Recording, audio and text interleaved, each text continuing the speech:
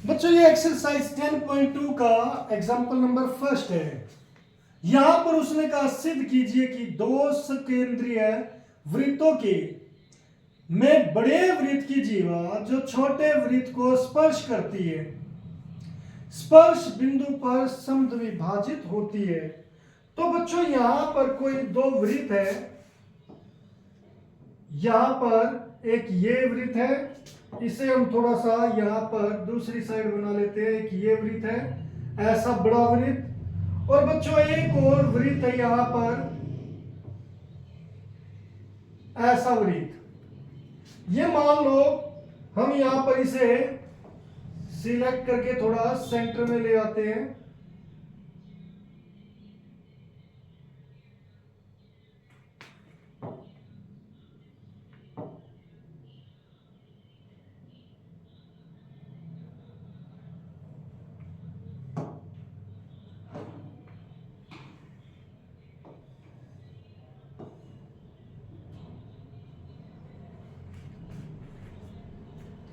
ये दो संकेंद्रीय वृत्त है बच्चों।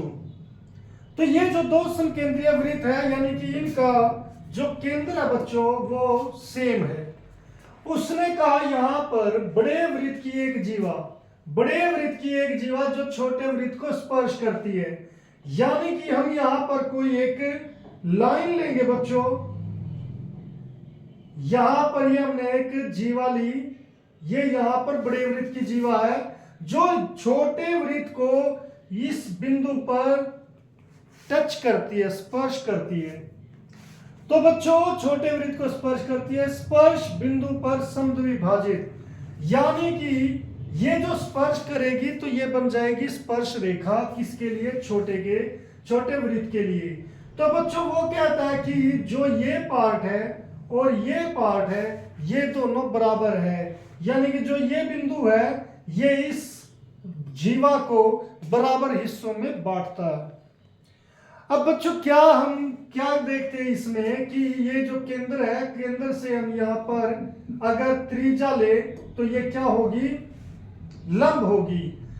इस जीवा को हम नाम दे देते हैं ए बी, केंद्र का नाम ओ, और ये पॉइंट है मान लो बच्चों पी, कि ये ए बी जीवा छोटे वृत्त को पी बिंदु पर स्पर्श करती है। तो बच्चों उसके बाद हमें सिद्ध करना है ए पी बराबर है पी बी। तो इससे पहले क्या लिखेंगे कि माना ओ केंद्र वाले संकेंद्रीय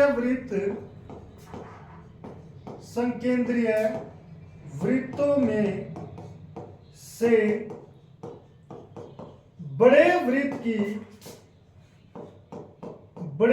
की एक जीवा ए बी, जीवा का नाम क्या बच्चों, ए बी, छोटे वृत्त को बिंदु पी पर स्पर्श करती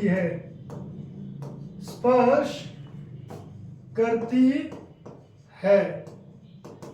तो बच्चों ये हमने यहां पर ये बता दिया कि ये भी जो एक जीवा है ये इस बिंदु पर स्पर्श करती है। अब सिद्ध क्या करना है बच्चों, सिद्ध करना है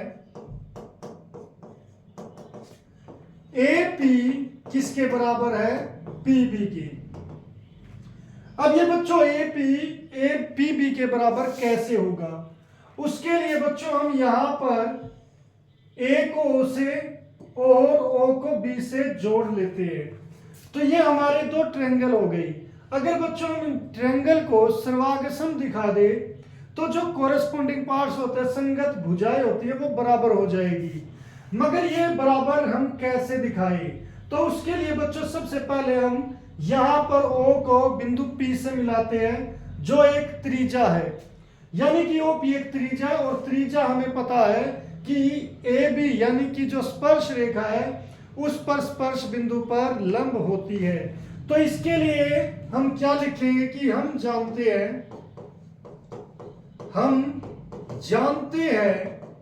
कि त्रिज्या स्पर्श बिंदु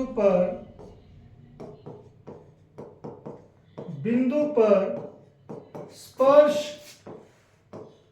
रेखा पर लंब होती है।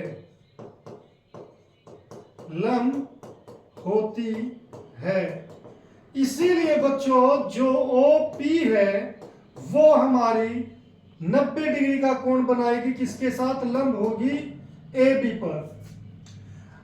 इसीलिए बच्चों जो हमारा कोण है APO वो बराबर हो जाएगा कोण BPO बराबर हो जाएगा 90 डिग्री का।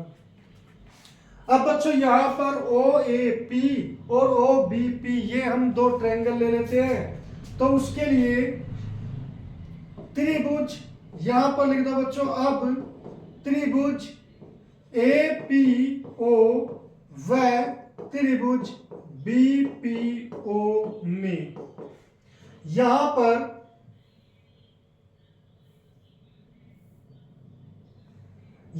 बच्चों अब हम पहले क्या कि AO किसके इक्वल है बच्चों? BO की।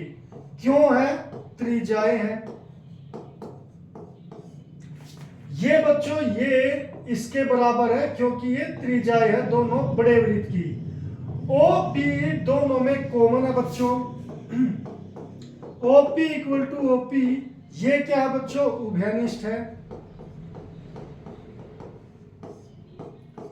और बच्चों ये जो कोण है ये हमारा AP कोण APO किसके बराबर है बच्चों? कोण BPO बराबर है 90 डिग्री। सिद्ध किया है।